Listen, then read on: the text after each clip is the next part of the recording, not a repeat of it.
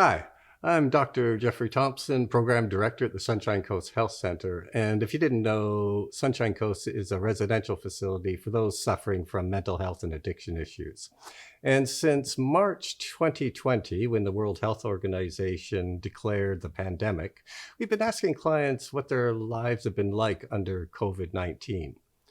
And they told us, of course, about their struggles with loneliness and boredom during the lockdowns. But they made this special point of telling us that the once firm ground they stood on now feels marshy.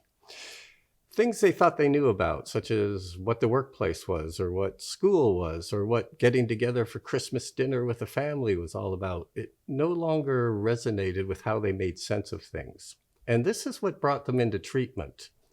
It's this curious thing that when people's expectations more or less match their daily reality, that they don't think very much about their lives. It's only when the wheels come off that they begin wondering if there's a better way of living.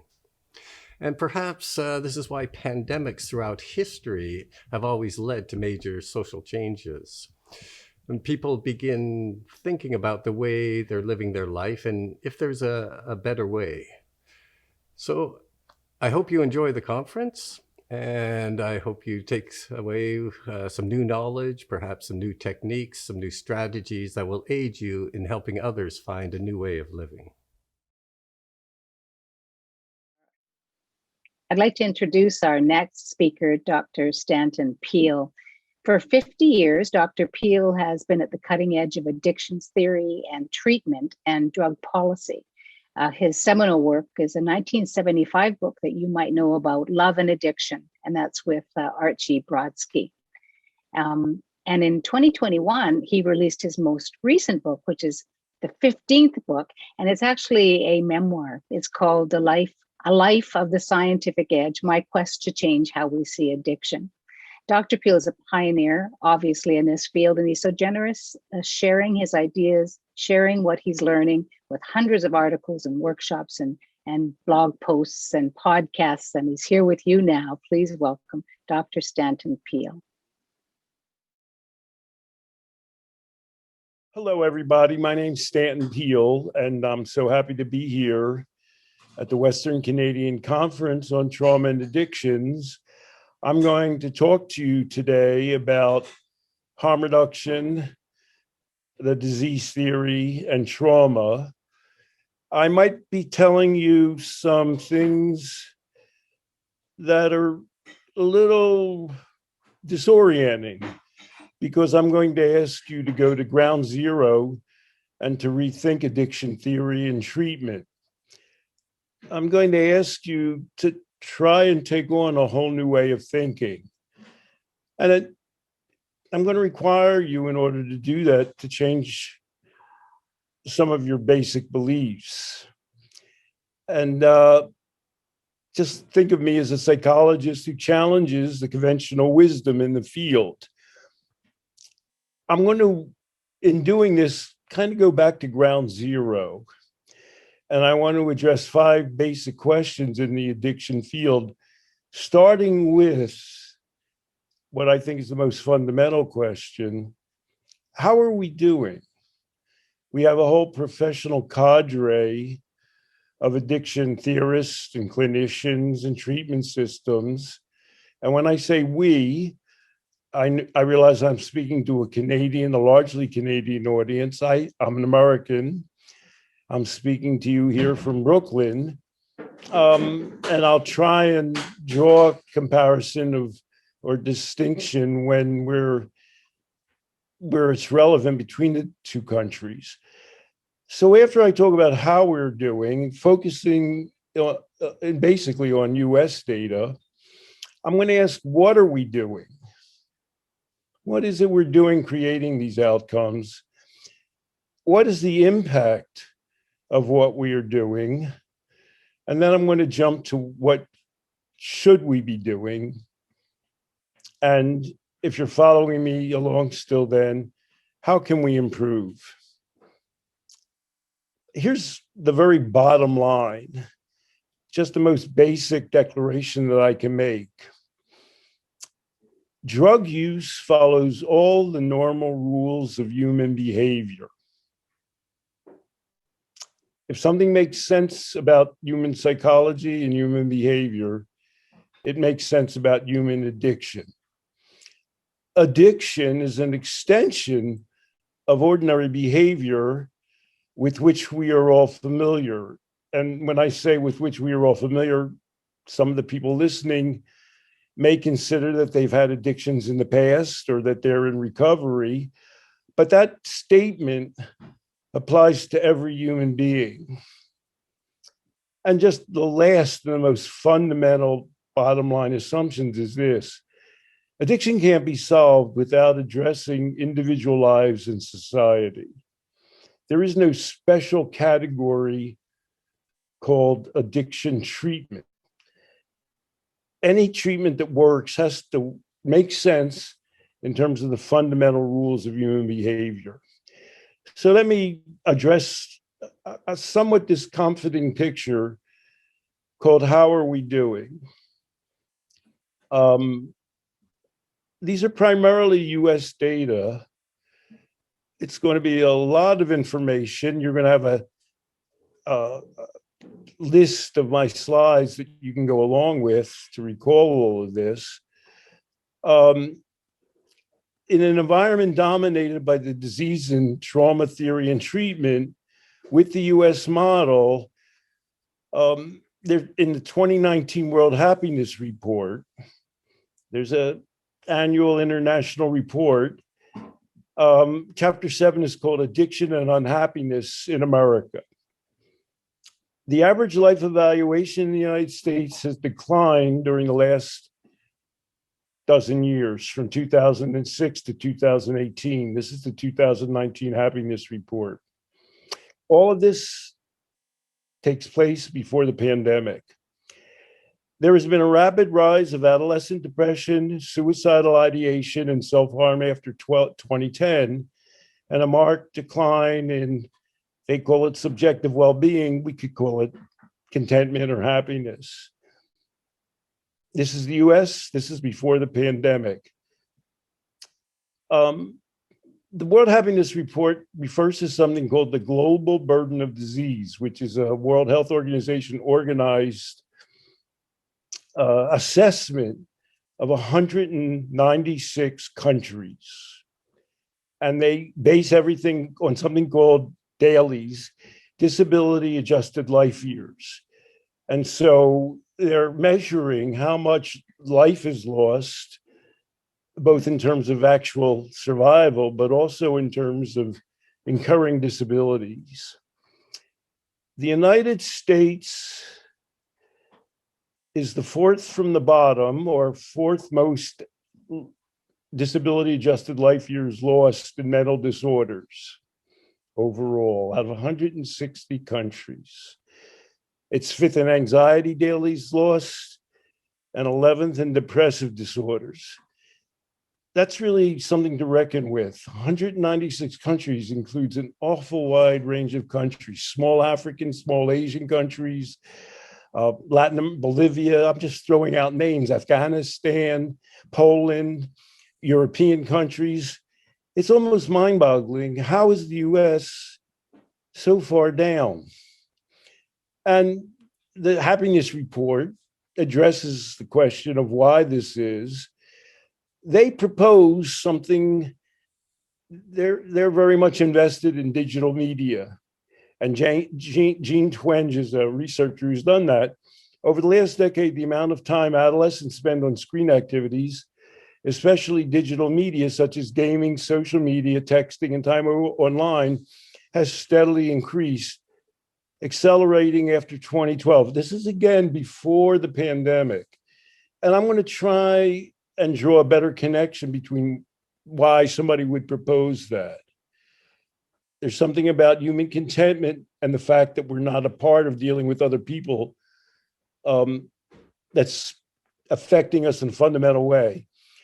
But we're here to talk about addiction, and most of us think about drugs when we think about addiction.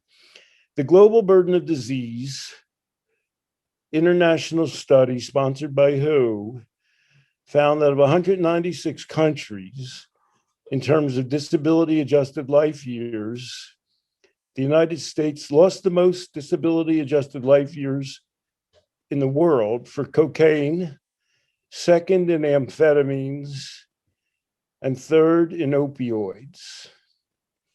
The United States is the country in the world among advanced countries, Germany or France, the UK, among developing countries, among countries that hardly have any infrastructure. The United States is first in cocaine dailies lost, second in amphetamine dailies lost, third in opioid dailies lost. How's that possible? How can we be so bad?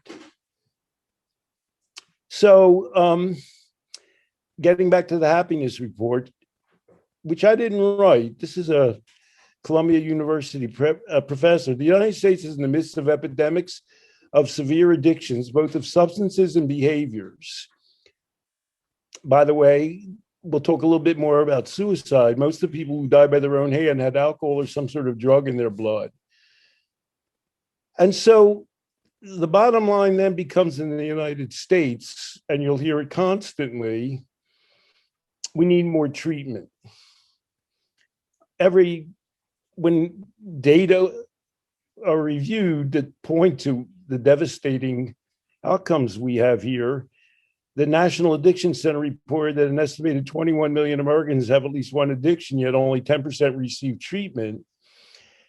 And the implication, of course, is we need more addiction treatment. And as addiction treatment providers, in a sense, we can feel very needed by all that. Let me just tell you a little bit about myself. Let me pull back a little bit now, because I'm telling you that the data that I presented so far are international data produced by the World Health Organization. And I'm presenting a pretty dramatic and drastic negative picture. And I don't know, some of you may know about me and some of you may not have heard of me. I'm rather elderly. I'm 75. I wrote a book called Love and Addiction in 1975. And I've been critiquing our approach to addiction for quite some time. So let me give you one little example. Just take you back to the year 2007. The New York Times featured an article, in Florida, addicts find an oasis of sobriety. I don't know what that suggests to you, but Delray Beach, a funky outpost of sobriety between Fort Lauderdale and West Palm Beach, is the epicenter of the country's largest and most vibrant recovery community. With scores of halfway houses, more than 5,000 people at 12-step meetings each week, recovery radio shows, and a coffee house that boasts its own therapy group. So there are a tremendous number of treatment centers along the Gold Coast of Florida. And what's emerged is a community, tens of thousands of people that live in that environment. And I was interviewed. A New York Times writer wrote about that. And the Times writer found that just a refreshing situation. It's all these recovering people can be together in their own world. And unfortunately, I was the only fly in the ointment. The society within a society gets mixed reviews from addiction experts. A few find it insular and cultish. Cutting off contact with the outside world, is that a sign of mental health? Asked Stanton Peel. And here's how they identify me: a psychologist who challenges much conventional wisdom in the field. Here's the reassuring information in terms of the article, but many more experts note that a recovery community like Delray Beach may provide a promising environment for addicts. 10 years later, there was another article in the New York Times. And that article spoke about this. In a nation awash in opioids, there are few, if any, places where this kind of scene plays out more often than Delray. Last year, Delray had 748 overdose calls, 65 ended in fatalities. In all, Palm Beach County dealt with 5,000 overdose calls. Most of the young people who overdose in Delray Beach come for opioid treatment and recovery help to a town that has long been hailed as a lifeline for substance abusers. But what many of these addicts find here is a crippled and dangerous system, and they fall deeper into addiction. What a sad story. What a mind-boggling story. How many families have happily brought their children down to a rehab in Delray Beach, and then after whatever their treatment length is, they remain in that community, and it seems so promising to everybody, including the person who wrote the 2007 article, and then they find them awash in deaths and ensconced in their addictions. Horrifying. But what's most horrifying of all is that this was held out as a kind of a golden promise for people. My next slide is titled, "We currently have a suicide epidemic in the United States." Suicide rates steadily rose in nearly every state from 1999 to 2016, increasing 25% nationally, according to the Center for Disease Control.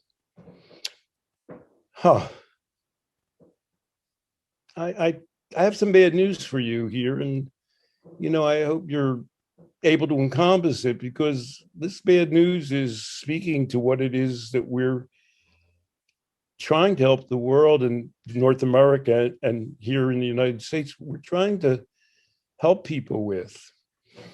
And in referring to this suicide rate, there's a morbid puzzle. That's a phrase Benedict Carey, a New York Times writer, issued. The rise in suicide rates has coincided over the past 2 decades with a vast increase in the number of Americans given a diagnosis of depression or anxiety and treated with antidepressant medication. More than 15 million Americans have been on the drugs for more than 5 years, a rate that has more than tripled since 2000. I don't know if you remember Kate Spade. She was a famous fashion designer. She committed suicide a few years back. And immediately the paper said, why didn't she seek appropriate help? And her husband was forced to, it was almost as though he had to defend himself, to reveal that she had been under intense psychiatric care and was taking both intense doses of medication for both anxiety and depression. Somehow these two things are coinciding in the United States. So I've given you some bad news. Here's something where I'm going to have to differentiate the US and Canada. In 2020, the Commonwealth Fund, which is a private foundation that examines healthcare, examined the United States in comparison with the 10 other most wealthy countries in the world. The US spends more on healthcare than any other high-income country by quite a bit. 50% more per person than the next highest country, almost twice as much as some of the other countries. And the United States has the lowest life expectancy in these 11 advanced countries, one of which is Canada, which is doing better than the US. And the US has the highest suicide rate among wealthy nations. The United States has the highest suicide rate among 11 wealthy nations. So just I've presented a panoply, a cascading set of data here in answer to the question, how are we doing? And there may often be a tendency in conferences like this to congratulate ourselves. We know we're doing perfectly good things. We're well-meaning. We're using the most advanced techniques that have been presented to us.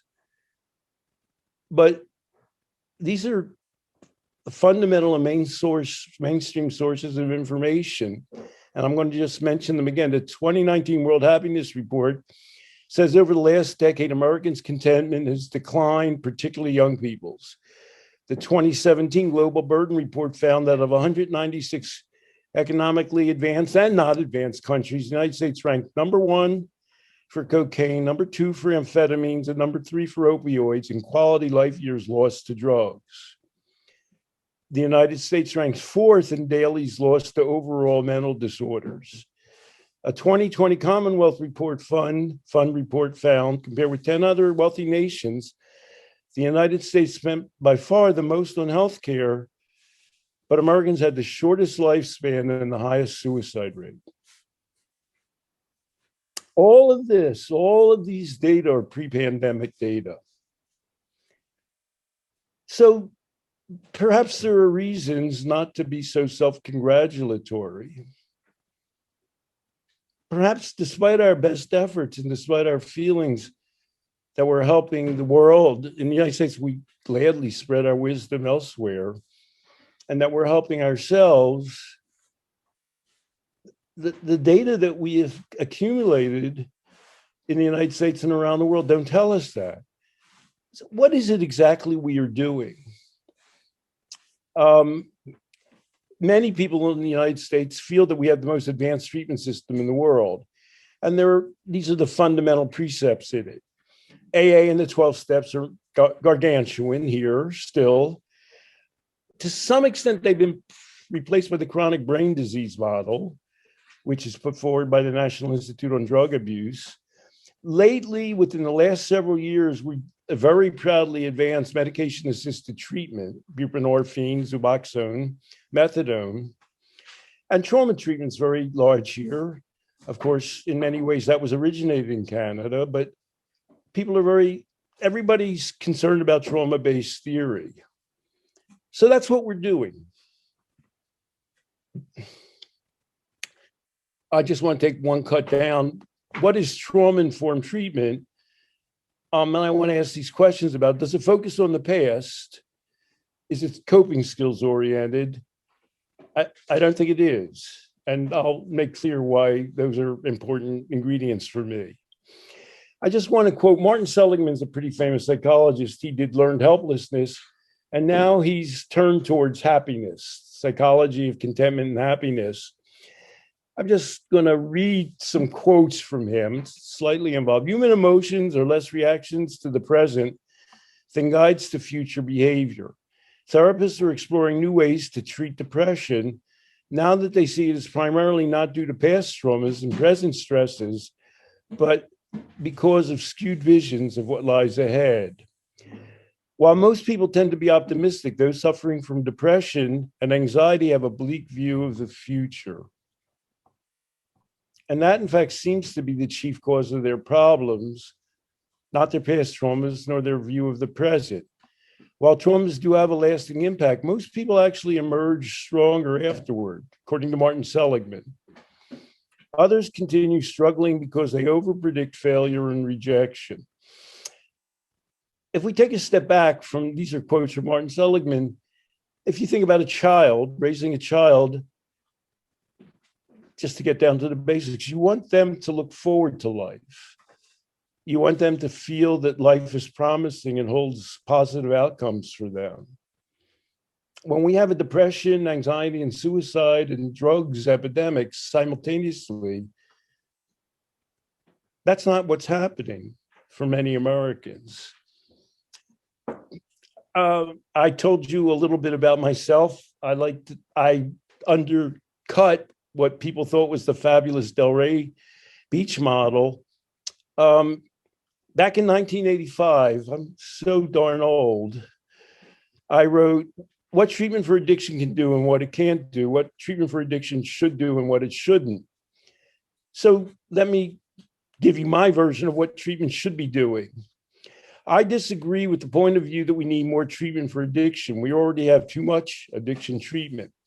We search for innovative new ways to recruit clients for an expanding treatment network, such as the widespread reliance on mandatory referrals from employee assistance programs and from courts. Awful lot of treatment in America is coerced. While more and more people are in treatment, our addiction problems in society worsen. In the case of drug abuse and addiction, and even more than with alcohol, stark increase in both treatment and abuse have occurred over the past half century. Therapy for addiction has not been able to, it cannot reduce substance abuse in our country. The best hope for eliminating addiction is to enhance each individual's personal and situational resources.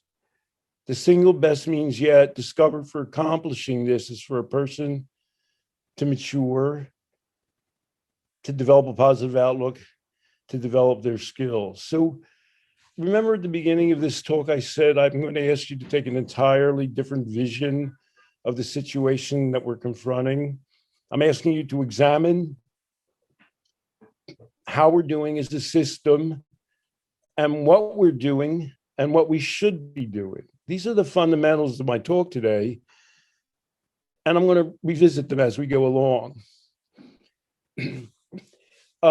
In regards to the question of we need more therapy, let me just say, treatment will succeed to the extent that it enhances self-esteem and esteem gathering opportunities, enhances the skills that enable people to control their situations and directs people to more manageable environments, enhances interpersonal skills and helps people become involved in more fruitful relationships, enhances work habits and encourages people to find manageable tasks and satisfying endeavors, increases people's tolerance for imperfection and discomfort while removing them from painful circumstances that hurt their lives.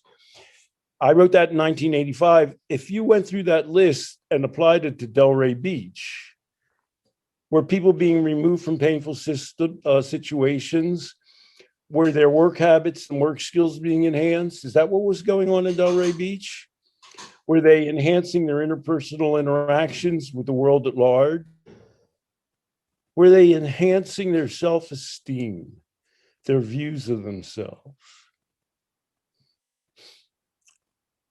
Again, in regards to we need more therapy, I would say instead that therapy for addiction only rarely and very inexactly accomplishes this list of things, because addiction treatment is preoccupied with the nature of the substance involvement rather than with the person's relationship to self, others, and the world. Addiction treatment shares with most therapy an overemphasis on the experience of therapy itself rather than the person's life structure. Does that remind you of Delray Beach, where being in the recovery field, being completely surrounded by recovery, other people in recovery, and recovery activities was the sine qua non of the community? And I didn't think, and I don't think that's a healthy environment. So let me ask you as practitioners where your focus is. Going back to Seligman, I happen to have something called the Life Process Program. It's online that I've created and I manage with partners and coaches. In my Life Process Program, we write memoirs. And at one point, we asked people to tell their stories, fully exploring all the bad things that have happened to them. And people know how to do that. They're used to recounting problems they've experienced in life. And they often emphasize what's bad. And then we ask them to do a different kind of a memoir, as though they were trying to impress an employer, and maybe shape things a little, talk about the good things in their lives, skills they've had, good relationships they've had, successes they've had. You know, a lot of the people that we deal with, either when I had a residential rehab, or now the Life Process Program is online, they haven't experienced that they can do it. People can see what's been positive about their lives and what's positive in their current lives, but they don't have much chance to rehearse that kind of view of themselves. And then finally, we ask them to write an outline of what their future life should be about. And I like to think I've had this kind of series of memoirs that people write about themselves before, I became aware of Martin Seligman's most recent writings and research, which is about contentment and fighting depression and basic human nature being future oriented. So let me I've reviewed the bad, what I think we should be doing, and let me investigate what modern drug disease theory and treatment's about. The United States is steeped in disease theory. AA says that alcoholism is a chronic relapsing disease. Nora Volkow has been the head of the National Institute of Drug Abuse since 2002 or 3, I think. And she says, the NIDA brain theory says, addiction is a chronic relapsing brain disease. That's what we're told. People are taught that now in America in middle school, in grade school. And I ask, is that a scientific statement? Or is it a cultural point of view? According to disease theory, regular drug use inexorably causes irreversible addiction. Volkow has a paper called Addiction is a Disease of the Free Will. That's a little depressing, do you think? You lose the ability to make positive choices. It's a chronic relapsing brain disease.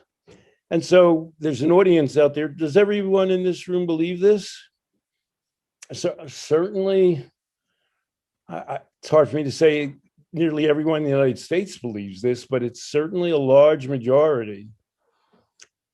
And yet there's ample contradictory evidence and experience. And so why are we conveying this point of view, I ask? You may be aware that the United States, I have a chart that you'll be able to look at. I said that Americans think that we have the most advanced medical system in the world, and about addiction, there's been a stunning increase in drug deaths in the United States, turning from about 1999, when,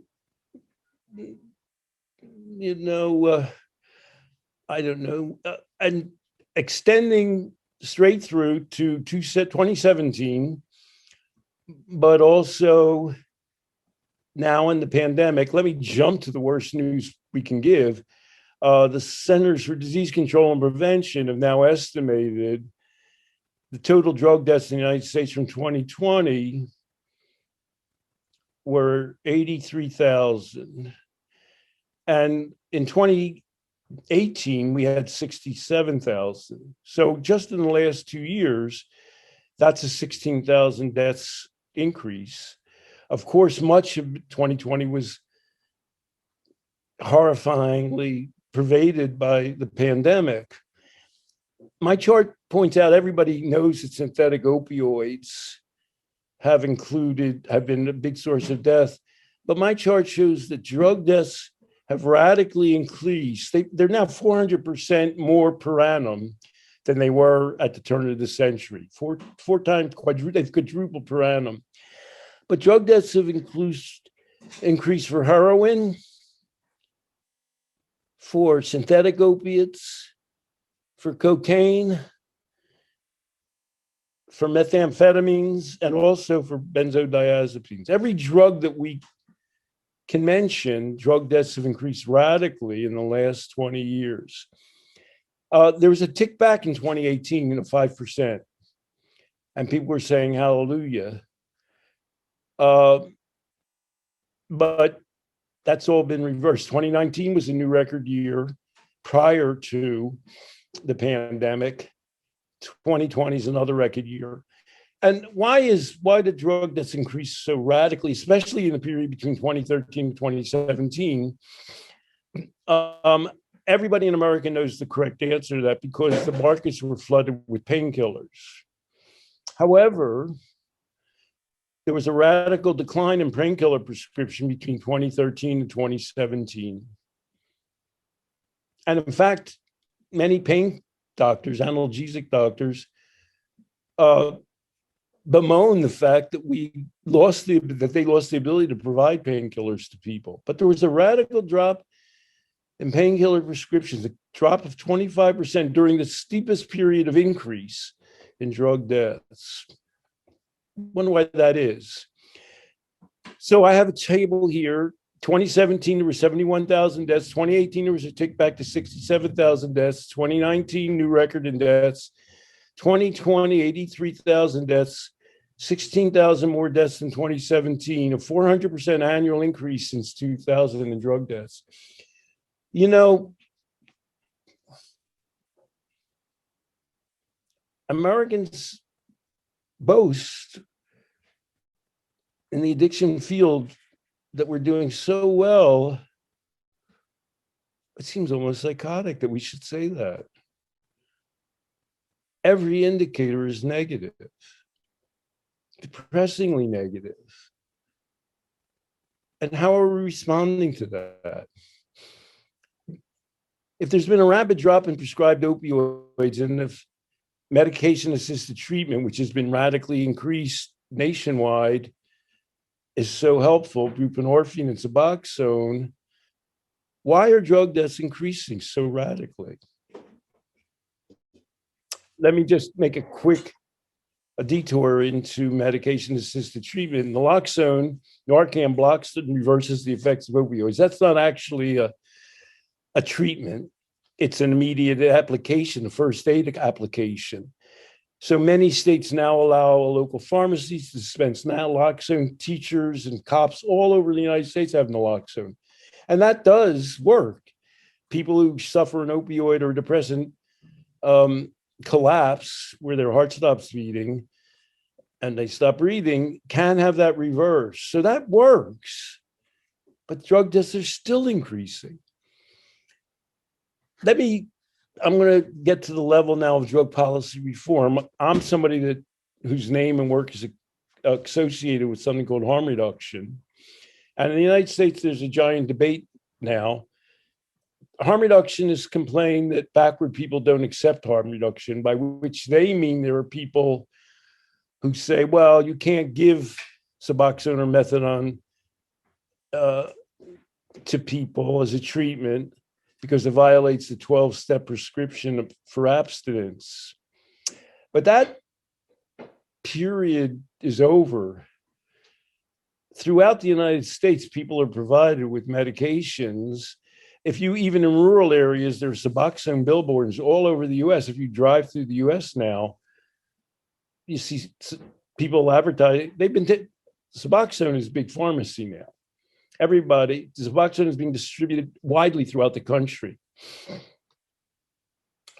But I have a somewhat different view of harm reduction as a part of a different way of thinking. I'm giving you my lessons in thought for what they're worth. I think of harm reduction as the focusing on overall life functioning. In other words, when I think about harm reduction, I think, how can we improve a person's relationship to life?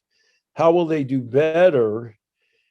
Whether or not they're using a drug, what drug, or how much of a drug. That comes in I'm focused on improving their functioning. I won't say it's all I care about. Obviously, if they're taking drugs in a dangerous fashion, that's not furthering our goal. I just have a chart of deaths from methamphetamines. It's been rising right along with heroin, and synthetic narcotics, opioids.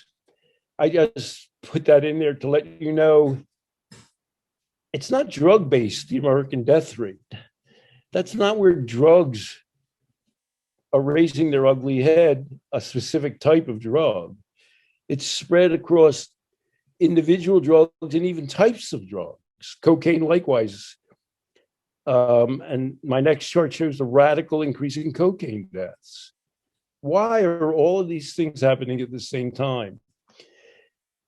In America, part of our faith in a medicalized disease approach is that MAT will solve addiction. The Centers for Disease Control announced the 4% decrease in overall drug deaths in 2018.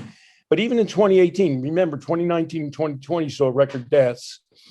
Some states actually saw double-digit increases. One was Missouri, in which deaths increased 17%. And I just quote a professional health worker there. This is her story. Over the last several years, Missouri has received $65 million in federal grants to address the opioid crisis, Rachel Winograd says. They focused on expanding access to medication-assisted treatment. The fact that the numbers didn't go down and that people were dying at an even higher rate, 65 million, it was devastating to me. And it should be devastating to people. So let me talk about get internal towards our thinking about the disease theory. If you believe the disease theory, you think that addiction will strike everybody equally. Do you believe that? In West Virginia, Dr. Rahul Gupta investigated every single, West Virginia is the leading #1 state in drug deaths in America. And it's the poorest state. And Dr. Gupta found this wasn't a sample, this is an examination of all 800 drug deaths in the state in the previous year. If you're a male between the ages of 35 to 54 with less than a high school education, you're single and you've worked in a blue collar industry, you are at a very, very high risk of overdosing, of dying of drugs. So it's not a disease that strikes everybody equally. Addiction is an equal opportunity. Baltimore has 70 plus deaths per 100,000, which is more than, it's a rate that's greater than the state of West Virginia in an urban area. Overall, opioid deaths among Black men between the ages of 40 and 69 increased 245% from 2014 to 2017. So people often point out that people in all social classes take drugs. They certainly all take painkillers as well as recreational drugs. Why is there such a concentration of deaths in poor rural areas and African-American inner city areas? And I have a chart here, which is a little disconcerting, why the disease theory prevails. How do we keep doing the same thing and making the same claims, even though these drug deaths are skyrocketing? I wonder sometimes if we don't care if the victims die. I mean, if people die in inner city Baltimore or in Appalachia, West Virginia, the people in New York really know about them? Sure, poor people in New York died too. But the death rates are so disproportionate among different races and different classes of people. Is it possible that the people who are most promoting the most popular forms of treatment just don't even know about those deaths and they're really not part of their world? And going back to my original slides, what would actually reverse the death rate from drugs? I'm going to say something so stupid and simple-minded, you might all say, oh, I could have told you that before you started. It's real change, community, housing, purpose, health that people need to make it less likely and unlikely they're going to die. Are those changes possible in the United States? And my further question is, how does the disease view affect the likelihood that will affect the fundamental pillars of people's existence? And so I propose that we're addicted to the disease theory of addiction. We're so wedded to the idea of addiction as a disease that even as our outcomes worsen, we still refuse to pivot in a direction that's more positive. I'm just going to give you a little quiz here. I mean, there are possibly people out there who say, oh, I don't believe in the disease theory, or they certainly don't believe in it a whole hog. I just have a few little quiz questions. I claim you believe the disease theory if your discussions of yours or other addiction and recovery focus on the substance. If you say, oh, he's taking heroin or fentanyl, or she is. If you focus on biology or genes and say, oh, his father was an alcoholic, or if it focuses on trauma, intergenerational trauma, on the brain, on AA, on treatment, on higher power, on MAT. And you don't discuss social circumstances, who the people are, where they're at, their values, their life stage, the situations they're in, their personal maturation and meaning, their intimacy in their community. If you don't discuss those, and if you consider a conversation ended when you say, he is an alcoholic, or I'm or she's an addict, and if you've never had an original idea about addiction, if you don't look at somebody being addicted, you can't get down to the fundamentals of their lives, but you just say, well, they're suffering from alcoholism or drug addiction, I believe you're furthering the disease theory.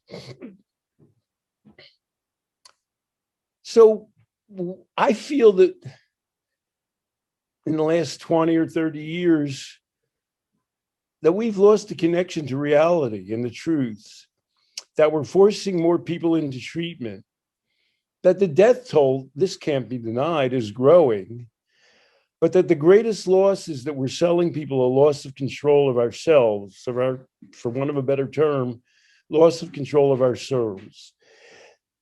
Let me turn it, in my last bit, my last quarter of my presentation, to my theory of addiction, if I can.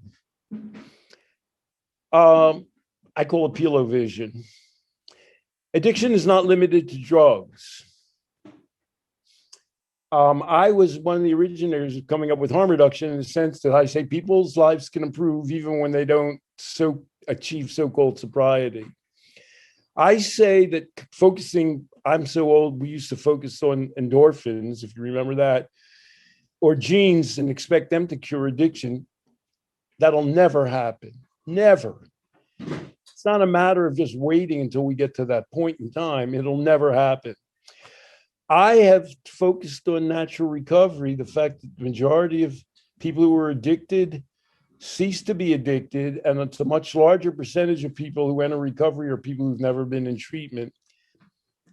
I've been a person who said that the most important aspects for improving the addiction equation are environmental factors, even in general, or looking at environmental factors within treatment. And I placed addiction in the economic and community context forever, for 5 decades.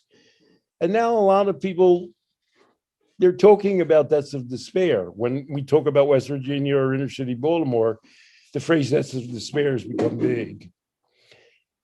So my lesson is, what are addiction and recovery? Addiction is a preoccupation with one activity or object sought to satisfy emotional and situational needs that grows to overwhelm the individual. There are 3 factors in addiction. What's the experience or the involvement, which it can be a drug experience, or it can be some other experience, love or sex or shopping, gambling, gaming. The person who's having that experience and their situation. And the examples I use are Rat Park. Rat Park is by the great Canadian Bruce Alexander, who I've, by the way, with all due respect, Bruce has told me that he came to do the Rat Park experiments after reading Love and Addiction, where taking rats who were habituated to morphine solution in a small cage, taking them out of that and putting them in Rat Park with other rats that they can interact with, if you get my meaning, and run around with, they cease taking the morphine.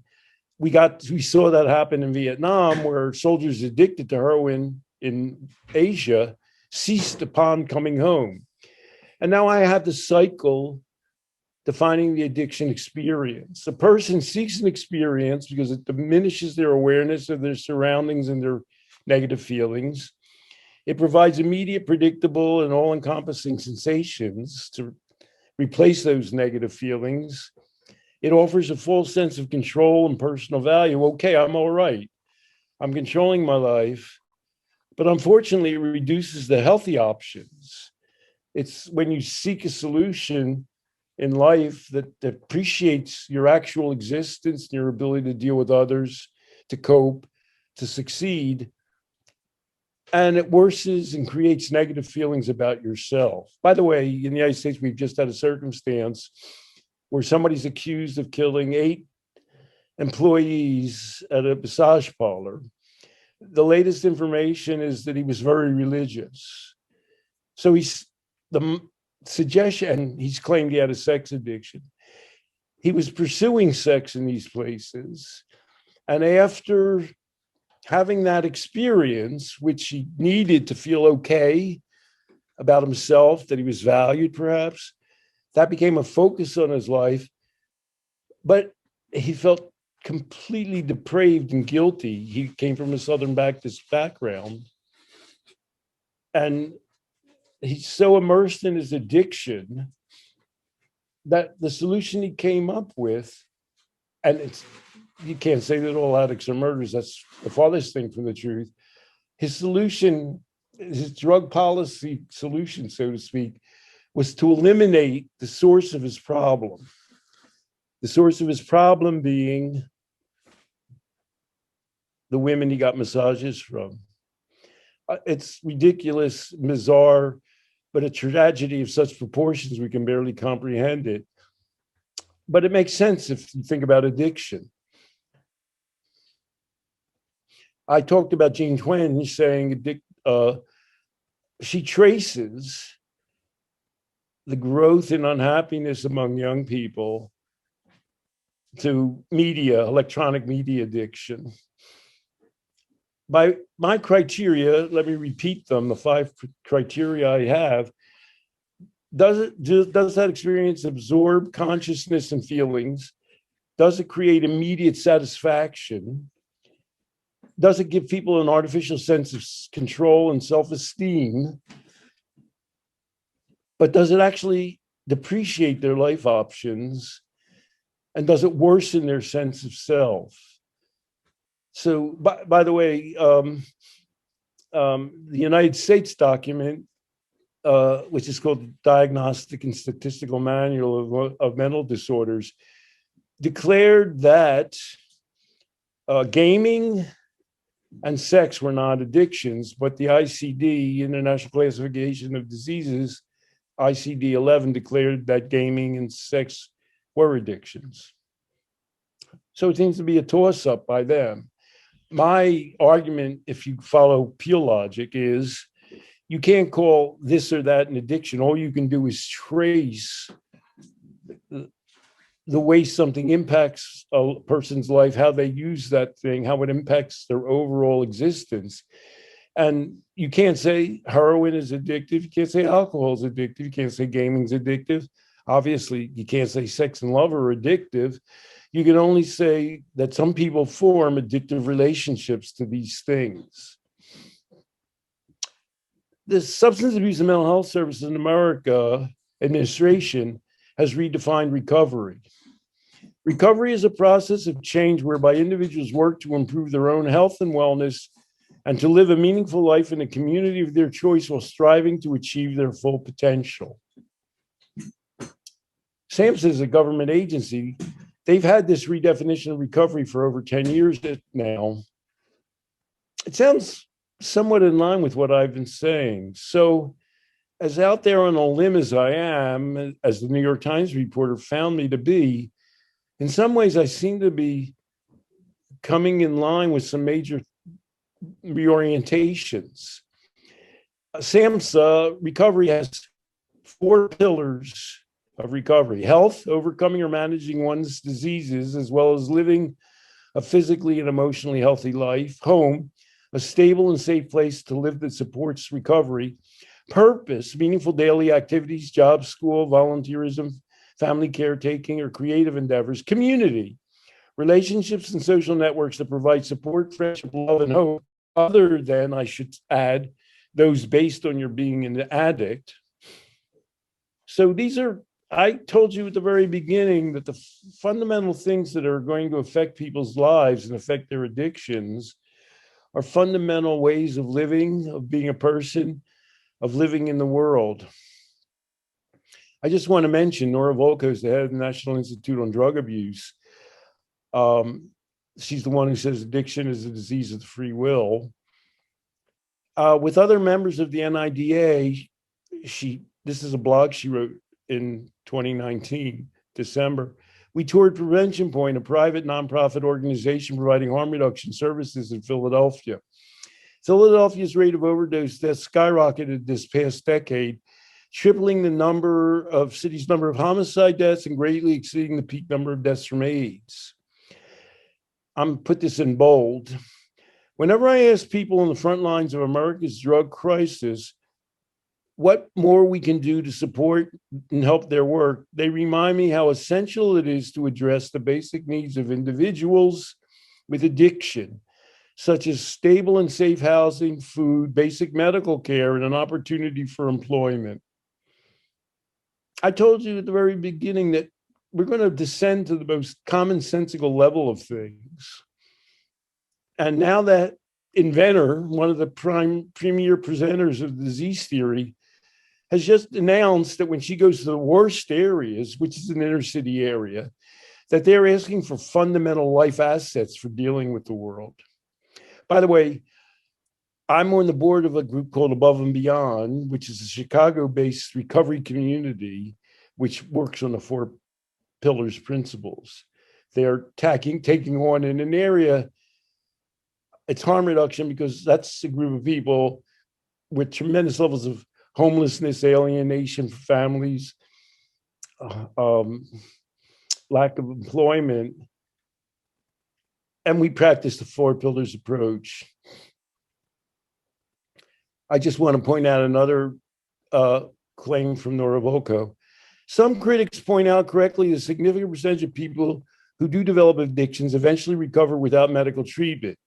It may take years or decades, may arise from simply aging out of a disorder that began during youth, or may result from any number of the changes that help a person replace drug use with other priorities. That blog, again, that's Nora Volkow in 2019, she's pointing out, well, it's a chronic brain disease, but a lot of people outgrow it. Generally, often those are people with more opportunities going in. I mean, people do develop terrible negative drug habits. In America, A Beautiful Boy is a movie made about a young man. He became addicted to meth. Nick Sheff's okay now. He writes bestsellers about addiction. And, that's one way to recover. He seems to have gotten into a place where he's able to realize his values and skills more fully. He had those values and skills in some degree going earlier in life. He got off track, but he returned to them. And now he doesn't seem to be a person very likely to relapse. I'm just quoting now a man, Gene Heyman, studied how people recover. The correlates of quitting include the absence of additional psychiatric and medical problems, marital status, singles stay addicted longer, economic pressures, fear of judicial sanctions, concern about respect from children and other family members, worries about the many problems that attend regular involvement in illegal activities, more years spent in school, and higher income. Those are the people who recover. Put in more personal terms, addicts often say that they quit drugs because they wanted to be a better parent, make their own parents proud of them. Nick Sheff would call in that category, and not further embarrass their families. They have a little bit of shame, sorry, but it's constructively channeled, and they have the options. They feel the ability to do something about it. So my final lesson is effective therapy addresses real needs, is community-based, never attacks but builds on self-agency, creates healthy, self-sustaining people within a community. I have a program that does that. It's called the Life Process Program. It's Change for the Real World. This ain't Delray Beach. It builds on people's natural curative processes, their self-development and self-efficacy. It focuses on values, purpose, and meaning. It encourages personal development and growth. It identifies and focuses on people's personal successes and resources, their self-efficacy. It builds relationships and community, but always, always, always it reflects back on a person's agency, their own ability to change their lives. It's not a disease of free will. What cures addiction is self-efficacy. So that's my message. That's my lesson. We're not doing well in North America. We're doing horribly poorly in America. It's at this point, nobody can deny it. And obviously the pandemic has encouraged things. If I say that a sense of community, of being involved in the world, of developing skills is important, the pandemic hasn't enhanced those things. It's worsened those things. So we don't know what the future holds. We don't know what we're going to return to in the future. We don't know what world we're going to build out of what's happened during the pandemic. The pandemic in general for young people and older people, more so for young people. Older people have a little more resources to build on.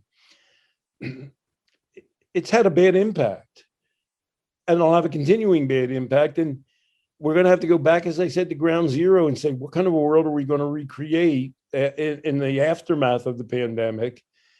And it's got to be one that gives people the chance to believe in themselves, to form communities and interact with other human beings one way or another, to develop their skills in a real world way, to experience success, to spread resources. Because one thing the pandemic has done in the United States is to reinforce and it's made clear the degree to which inequitable inequality affects disease states. And it's also exacerbated those disease states. So for my last slide, I just want to bring up a topic that's maybe faintly controversial. Perhaps some will feel that way. I call it the trauma trap. And I evaluated trauma theory and therapy in light of everything that you've heard me say. I view the trauma trap as tracing addiction to childhood trauma. It often, in some cases, makes social causes into therapy fodder. In other words, saying, well, a person in an inner city or an abusive home or environment where there's no opportunity, where there's poverty, where there's physical violence, that's not really a therapy question. That's an environmental, public health, social economic question. Looking at the trauma trap, trauma, tracing your problems back to your past, I say, and based on Martin Seligman, is ineffective. Our only chance, the only chance for even people who are sorely distressed, is to go forward. People must plan and cope with the future. I'm reiterating Martin Seligman there. That both gives people the best chance to progress in the future, but it also makes them feel the best about themselves. And trauma theory is a new version of the disease theory. It claims, in many cases, that people's brains are so permanently altered, they're so traumatized, that they can never escape their past trauma. It's a permanent disease theory. So the goal of telling people, you may not be aware if you have a problem, addictive or otherwise, that it's due to trauma. Let me show you how it was. Let me examine for you how you've experienced trauma in life, and that explains why your life isn't functioning now. That's a trick that I feel has outlived its usefulness. All right, I've taken all of my hour giving you the Peele vision view of the world. My excuse for doing so is that I think I've had a positive predictive role going all the way back to my earliest work. It's over 40, going on 45 years now. And I counteracted, I presented against how we're doing so far this century, or since then, since I began working. I don't think the argument can be made that we're so overwhelmingly successful that we can eliminate an alternative point of view. And I'm giving you a fundamentally different way of thinking about addiction. which I hope can open people's and policymakers and treatment agencies' concepts of what we should be doing. So thank you so much for allowing me to present my point of view. I hope it makes sense to you. I hope it can be reorienting. I hope it can be a positive experience.